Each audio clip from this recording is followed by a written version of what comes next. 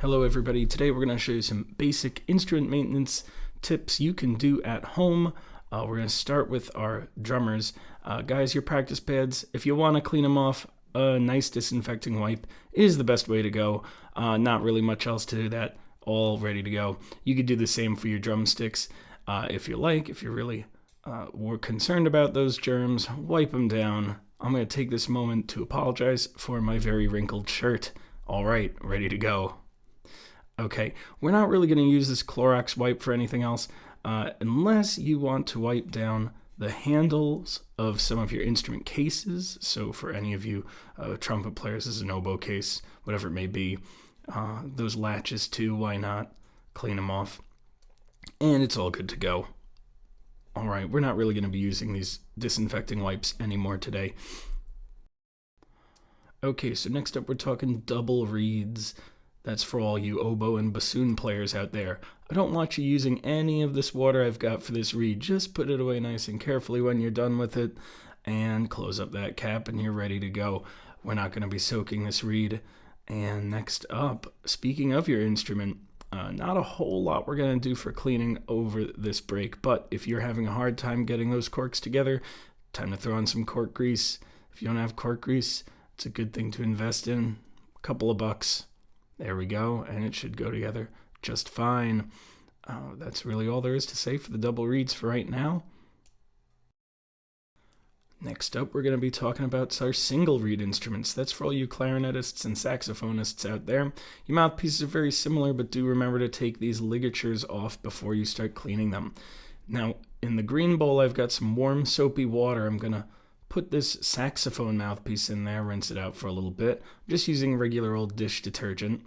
And then after that, shake it off a little bit, and we're going to put it in this cool, clean water. No soap in here, just to rinse it off. I'm going to leave that there for a second. Now, for clarinetists, you're going to do something very similar, but I want you to hold on to that cork. We don't want to get it too wet, so we're going to swish it around a little bit. And then when we pull it out of there, it's going right back into that cool rinsing water. Again, holding that cork. I don't want that cork to get too wet. Now I'm going to take a paper towel and scrub it down really good.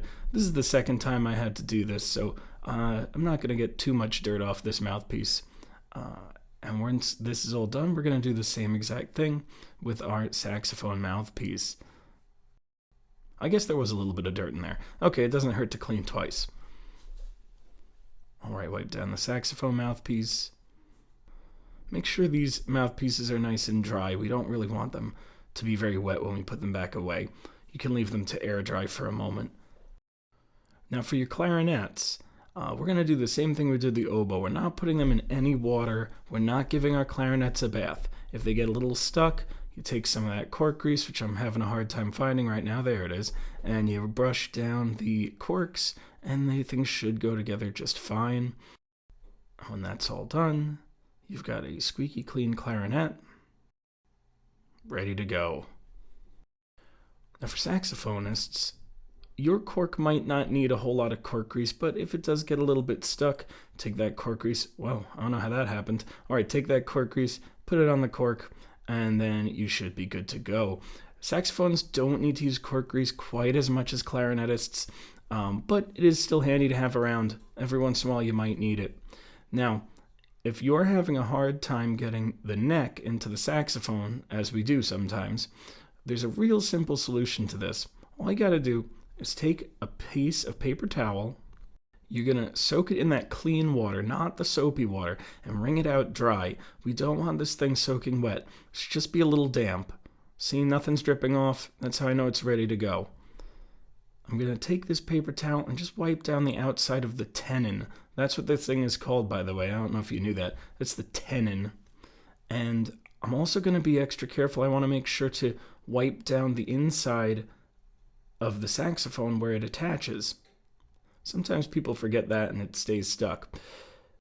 Now, don't be alarmed if there's a little bit of green that comes off on your paper towel when you're done with this. That just means you're getting rid of some of that extra stuff we don't want that's stopping the neck from attaching to the saxophone the right way. All right, next up, our flute players. There's not a whole lot I want you to do with the flute. You don't want to put it in the water. We're not giving this one a bath. But if you're finding a hard time putting the flute together, check the tenon right there. If it's bent, there's not a whole lot we can do about that without taking it to a repair guy. But if it's not bent and it's just a little dirty, take a dry paper towel, wipe around the outside, just like we did for the saxophone, and you're going to wipe the inside where the tenon attaches. You might even notice a little bit, oh, look at that. You might notice a little bit of dirt coming off on there. It's not so much dirt, but it does kind of stop our flute from getting together. The foot joint can be the same way, so just make sure to clean that off. If not, it should go together just fine. If you're really concerned about germs, you can use a disinfecting wipe and just wipe down the lip, but you probably don't need to. Last but not least, our brass players. Now, I'm using a trumpet for this demonstration, but this is going to apply to all the brass instruments.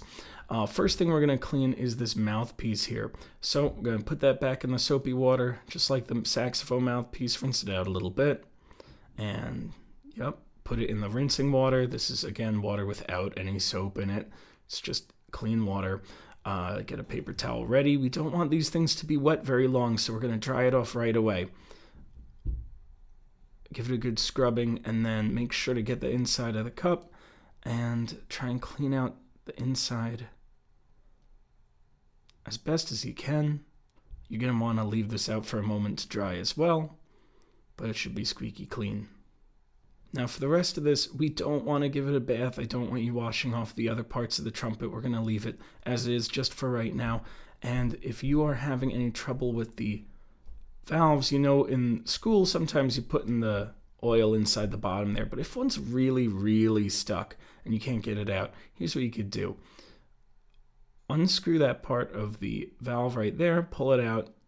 Now you're going to take a couple of drops, it only takes about 2 or 3 drops on the outside. Place them right about where you're going to see me placing them on the valve. This way you're letting gravity help bring that oil down the valve, and you don't need to spray or drop all over the valve just to get it oiled up. Place it carefully back inside. Now if you didn't put it in just the right way, that's okay. Watch what I'm going to do. I'm going to twist the valve clockwise until I hear a click. Once it clicks into place, press it up and down a few times and it should be ready to go. That's how you oil your trumpet. Thanks for watching, and see you soon.